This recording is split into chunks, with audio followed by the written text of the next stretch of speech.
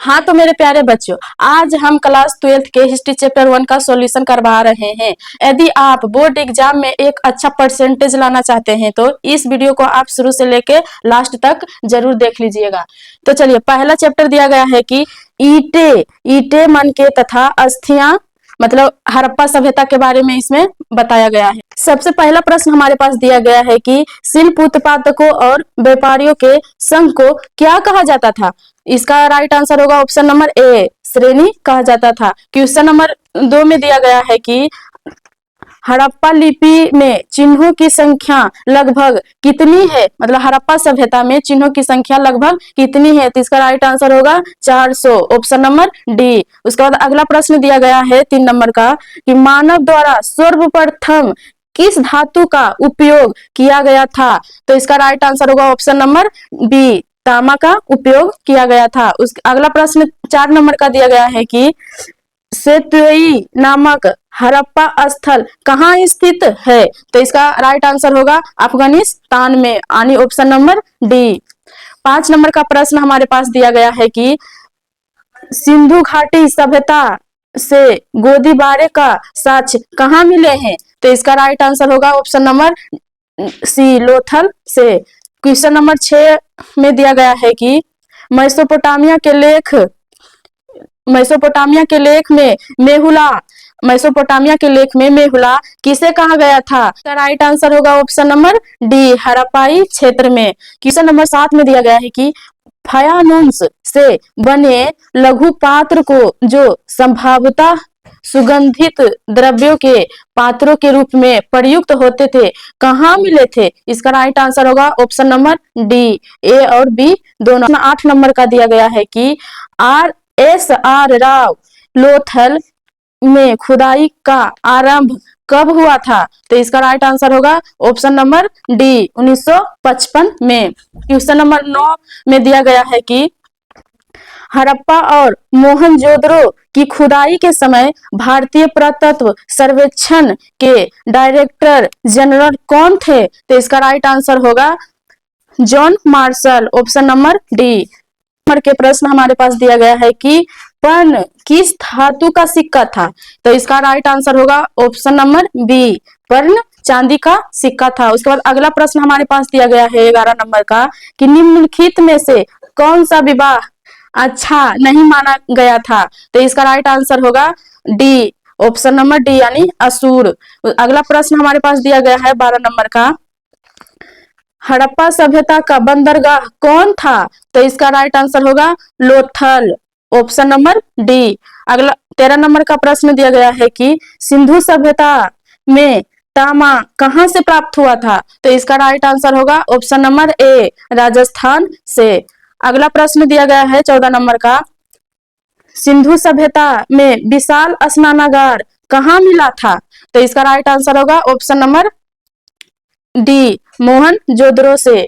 15 number का प्रश्न दिया गया है कि घोड़े की हड्डी के साक्ष्य कहाँ से मिले थे। तो इसका राइट आंसर होगा सुरकोटदा, ऑप्शन नंबर सी। 16 नंबर का प्रश्न दिया गया है कि निम्नलिखित में से कौन हड़प्पा का नगर नहीं था। तो इसका राइट आंसर होगा option number D, Vijayanagar.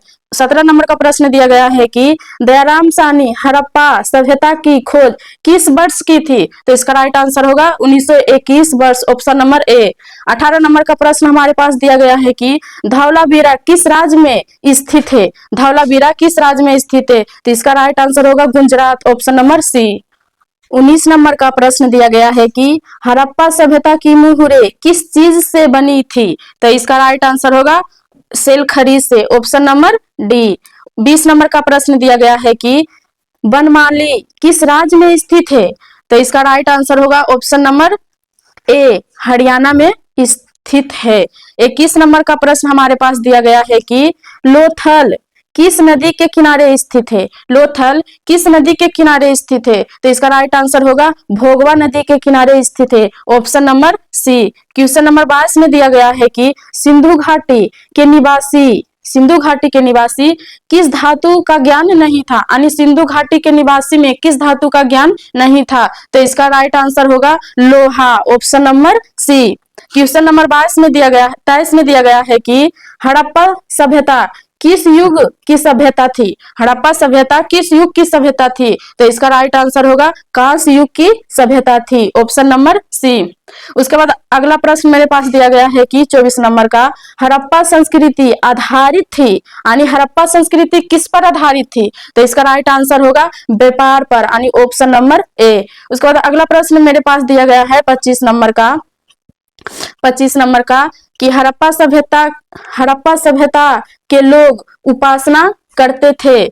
Harappa सभ्यता के लोग उपासना करते थे, तो इसका राइट आंसर होगा मातृ देवी की, ऑप्शन नंबर सी। उसके बाद अगला प्रश्न हमारे पास दिया गया है 26 नंबर का कि हड़प्पा सभ्यता का स्वरूप क्या था, तो इसका राइट आंसर होगा ऑप्शन नंबर बी, शहरी सभ्यता। उसके बाद अगला प्रश्न मेरे पास दिया गया है 27 नंबर का, हड़प्पा सभ्यता का सबसे बड़ा नगर कौन था, तो इसका राइट आंसर होगा मोहनजोदड़ो, ऑप्शन नंबर बी। 28 नंबर का प्रश्न हमारे पास दिया गया है कि हड़प्पा सभ्यता की सर्वप्रथम खोज किसने की थी, तो इसका राइट आंसर होगा Dayaram Sahni, option number B. उसके बाद 29 नंबर का प्रश्न दिया गया है कि हड़प्पा किस नदी के किनारे स्थित है, तो इसका राइट आंसर होगा ऑप्शन नंबर डी, रावी नदी के किनारे स्थित था। 30 नंबर का प्रश्न मेरे पास दिया गया है कि हड़प्पा सभ्यता की सबसे महत्वपूर्ण विशेषता थी। हड़प्पा सभ्यता की सबसे महत्वपूर्ण विशेषता थी, तो इसका राइट आंसर होगा नगर नियोजन, यानी ऑप्शन नंबर ए। 31 नंबर का प्रश्न दिया गया है कि हड़प्पा सभ्यता का प्रशासन था, तो इसका राइट आंसर होगा नगर पालिका, ऑप्शन नंबर सी। 32 नंबर का प्रश्न मेरे पास दिया गया है कि हड़प्पा सभ्यता के पतन के क्या कारण था। हड़प्पा सभ्यता के पतन के क्या कारण था, तो इसका राइट आंसर होगा उपर्युक्त सभी, ऑप्शन नंबर डी। उसके बाद अगला प्रश्न मेरे पास दिया गया है 33 नंबर का, हड़प्पा सभ्यता के स्थल स्त्री के गर्भ से पौधा निकलता दिखता था, तो इसका राइट आंसर होगा ऑप्शन नंबर सी, हड़प्पा सभ्यता से। उसके बाद अगला प्रश्न मेरे पास दिया गया है 34 नंबर का कि सिंधु घाटी सभ्यता के स्थल में सर्वप्रथम किस धातु का उत्खनन हुआ था, तो इसका राइट आंसर होगा ए, हड़प्पा में, ऑप्शन नंबर ए। उसके बाद अगला प्रश्न मेरे पास दिया गया है 35 नंबर का कि सिंधु सभ्यता में गोदी खाना कहां से मिला है, तो इसका राइट आंसर होगा लोथल से, यानी ऑप्शन नंबर डी। उसके बाद 36 नंबर का प्रश्न मेरे पास दिया गया है कि किस सिंधु स्थल से सूती के कपड़े के साक्ष्य मिले हैं, तो इसका राइट आंसर होगा मोहनजोदड़ो, ऑप्शन नंबर डी। उसके बाद अगला प्रश्न 37 नंबर का दिया गया है कि मोहनजोदड़ो का उत्खनन किया था, यानी मोहनजोदड़ो का उत्खनन किसने किया था, आंसर होगा option number C, R D Banerjee ने। उसके बाद अगला प्रश्न मेरे पास 38 नंबर का दिया गया है कि मोहनजोदड़ो किस नदी के किनारे बसा हुआ था, तो मोहनजोदड़ो किस नदी के किनारे बसा हुआ था, तो इसका राइट आंसर होगा ऑप्शन नंबर ए, सिंधु नदी के किनारे बसा हुआ था। उसके बाद अगला प्रश्न मेरे पास दिया गया है 39 नंबर का कि मोहनजोदड़ो किस भाषा का शब्द था, तो इसका राइट आंसर होगा ऑप्शन नंबर बी, सिंधी भाषा का एक शब्द था। 40 नंबर का प्रश्न मेरे पास दिया गया है कि लोथल कहाँ स्थित है, तो इसका राइट आंसर होगा गुजरात में, ऑप्शन नंबर ए। उसके बाद अगला प्रश्न मेरे पास दिया गया है 41 नंबर का, प्राचीन इतिहास का निर्माण किया गया था, तो इसका राइट आंसर होगा ऑप्शन नंबर डी, उपर्युक्त सभी के आधार पर। उसके बाद अगला प्रश्न मेरे पास दिया गया है 42 नंबर का, कालीबंगा भारत के किस राज्य में अवस्थित है, तो इसका राइट आंसर होगा राजस्थान में, ऑप्शन नंबर सी। उसके बाद अगला प्रश्न मेरे पास दिया गया है 43 नंबर का दिया गया है कि गंदे पानी की निकासी की समुचित व्यवस्था सर्वप्रथम किस सभ्यता में देखी गई थी, यानी देखने को मिलती थी, तो इसका राइट आंसर होगा ऑप्शन नंबर ए, सिंधु घाटी सभ्यता में। उसके बाद अगला प्रश्न मेरे पास 44 नंबर का दिया गया है कि कालीबंगा किस नदी के किनारे अवस्थित है, तो इसका राइट आंसर होगा सरस्वती नदी के किनारे, यानी 16 नंबर प्रश्न 45 नंबर का दिया गया है कि सिंधु सभ्यता का बंदरगाह कौन था, यानी सिंधु सभ्यता का बंदरगाह स्थल कौन था? तो इसका राइट आंसर होगा इसमें, इसका राइट आंसर होगा ऑप्शन नंबर डी, लोथल। उसके बाद अगला प्रश्न मेरे पास 46 नंबर का दिया गया है कि सिंधु सभ्यता में नर्तकी की मूर्ति कहाँ से मिली थी? तो इसका राइट आंसर होगा मोहनजोदड़ो, ऑप्शन नंबर ए। उसके बाद अगला प्रश्न मेरे पास 47 नंबर का दिया गया है कि सिंधु सभ्यता का किस देश के साथ व्यापारिक संबंध नहीं था? तो इसका राइट आंसर होगा चीन से, यानी ऑप्शन नंबर डी। उसके बाद अगला प्रश्न मेरे पास दिया गया है 48 नंबर का कि निम्नलिखित देवताओं में से कौन सदैव सभ्यता के प्रमुख देवता थे? तो इसका राइट आंसर होगा शिव, यानी ऑप्शन नंबर बी। उसके बाद अगला प्रश्न मेरे पास 39 नंबर का दिया गया है कि सिंधु घाटी सभ्यता कौन सा स्थल मृतकों का टीला के रूप में जाना जाता है? तो इसका राइट आंसर होगा ऑप्शन नंबर सी, मोहनजोदड़ो मृतकों के टीला के रूप में जाना जाता है। उसके बाद 50 नंबर का प्रश्न मेरे पास दिया गया है कि सिंधु घाटी सभ्यता का